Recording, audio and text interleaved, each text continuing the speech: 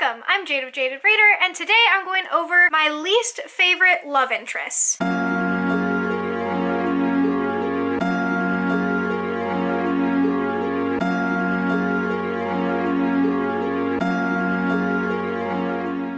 This doesn't necessarily mean that I dislike the characters themselves, but more that I don't really, buy into their love, or I don't think that they're necessarily a good match for the character. So take this for what it is. It is my least favorite love interest, not my least favorite characters. And I'd like you to keep in mind that because I will be going into love interests, if you don't want to know anything about the book, including who could be the potential love interest, I guess don't watch this one. I'll go ahead and link my video up above where I go over my insta-love of books. So books I was instantly in love with, that might be more appealing to you as it doesn't have any content that really has to do with the love interests in the book. So that might be the way to go for you, or I will have timestamps down below so you can possibly skip around to different books you have read before. But let's go ahead and just get started. The first on my list is Wren from A Curse So Dark and Lonely by Bridget Kemmerer. The Curse So Dark and Lonely is a Beauty and the Beast retelling following Harper,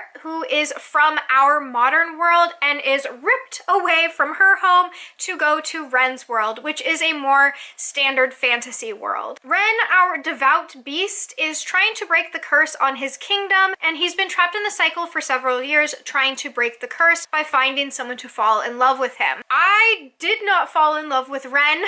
I fell in love with a different character in this book, but that's for a different video entirely. Today, I'm going to talk about why I didn't like Wren. I found Wren to be kind of haughty and a little controlling. I also find him to be very judgmental and stubborn. I also just don't like liars, and Wren does a lot of lying, even if it's for the greater good. He lies. He's not telling the truth, and that really irks me to the point of me just not liking his character, especially for Harper, who I absolutely adore. So I'm coming as a best friend here thinking Harper deserves better, and I feel like better is not Wren. That's my thoughts on that. You can go ahead and let me know if you agree down below. I know Wren is a fairly popular character, as this is a fairly popular book, but I just was not sold by his story. I much more prefer the second book, which has a larger shift in focus away from him, and that's all I'm gonna say there. What I'm about to say is not an unpopular opinion.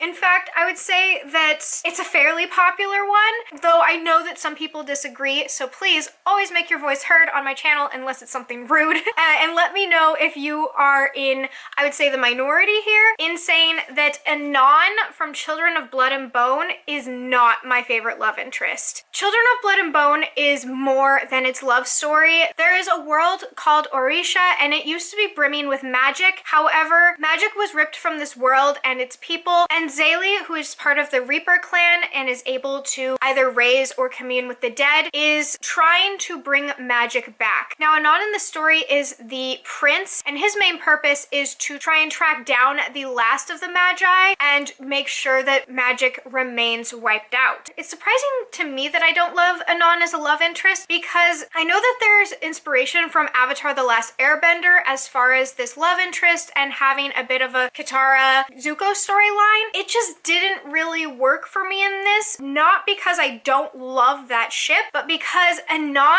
is just not Zuko. He doesn't match up to what that character's meant to be, and to me, he's just too weak. I love a strong character or a really well-deserved character development, but to me, Anon just did not impress me, and he continued to not impress me even when other characters were impressed. So for that, he ended up on this list as a weak love interest, and Zaylee deserves better. I don't bring up this book very often, but it's on my mind quite often, so I figured I would toss in Denna from Name of the Wind by Patrick Rothfuss. Denna is a character where it's not really her fault that I don't care about her as a love interest. It's Patrick's fault. Patrick did this to Denna because Denna is a two-dimensional, boring character with not enough development for me to develop feelings, let alone close develop feelings for her. I found her to mostly be explained by her beauty and her soft, demure words, and it just did not really rally me to the cause of love. It mostly just made her more of a distraction from the plot, and to me, just an epic love interest for the character to have and not serve much more of a purpose than that. It's not Cloth that deserves better in this case, it's Denna, because she deserved a personality. And as far as book 1,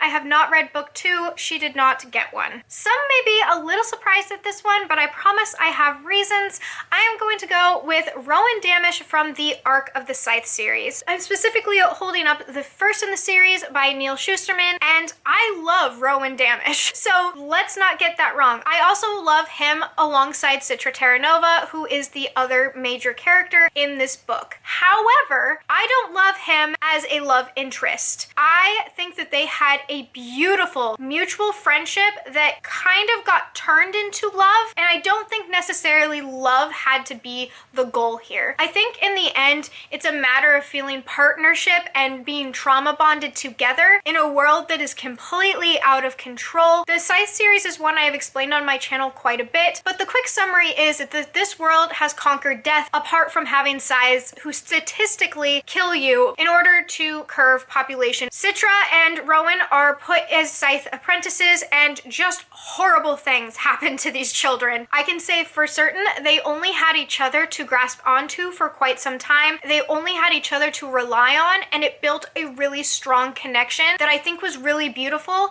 And having platonic love is something I very much so enjoy, and I wish this would have been it. I wish that we would have gotten a more overt platonic love, but my canon for Rowan is that it is that. It's just heavily veiled in order to sell the idea of romance, because this is a YA novel, though I would argue it's probably better for the older, younger adults. Finally on this list is a character I really didn't feel had very many redeeming qualities. I'm not trying to be harsh, I just really didn't like Dragon from Uprooted by Naomi Novik. Dragon is a wizard, and he is the main love interest in this book, and there wasn't really a time on page where I enjoyed his character, which is mind-blowing to me because I love dragons and I thought he was one. And he really does have a dragon-like personality. Really, what's not to love? First off, he is just really grumpy, but not in like an I haven't had my coffee kind of way, but more in he's jaded and old and has been stealing girls to teach them magic for a really long time, and this one wasn't physically attractive, so he didn't like her kind of way. I wasn't impressed by his vanity of himself, of his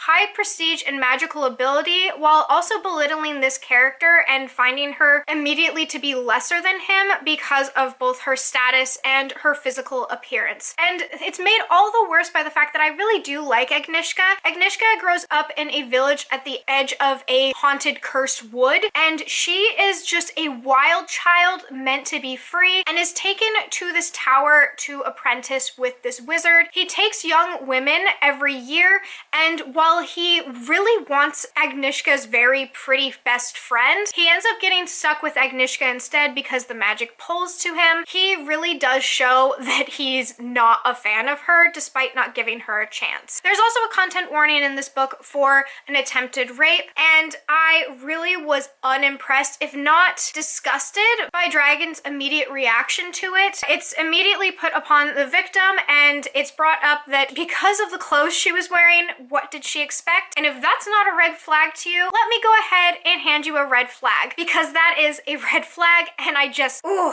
For me, Dragon is the worst one on this list, so he's the one I decided to end with because I just don't like him. I ended up giving this book a lower star rating, I think almost exclusively because of him, and that really just kind of highlights what kind of character I found him to be, and that I didn't find his character worthy of a love interest whatsoever. And that is the end of my accidental roast of characters. I really do love the books I brought up, and I don't necessarily hate the characters on the list, but sometimes it just doesn't match up, and I want to know if you feel the same. Are there certain characters or love interests that you just could not get behind despite loving the story or even the characters themselves? And regardless of if that's true or not for you, I hope you're enjoying the sun or more stars wherever you are, and until next time, bye! Look at you go. This is 3 videos. You have pre-filmed 3 videos today. You deserve a boba tea. This hair, what is happening?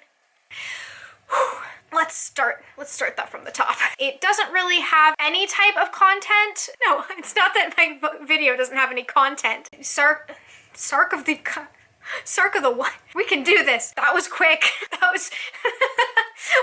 How long is this video gonna be?